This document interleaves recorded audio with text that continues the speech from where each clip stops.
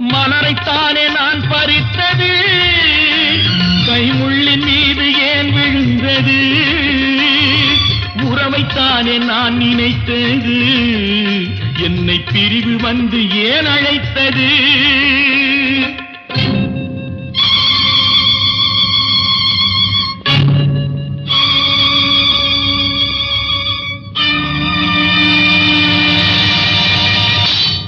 எழுதுங்கள் என் கல்லறையில் அவள் இரக்கமில்லாதவள் என்று, பாடுங்கள் என் கல்லறையில் இவன் பைத்தியக்காரன் என்று.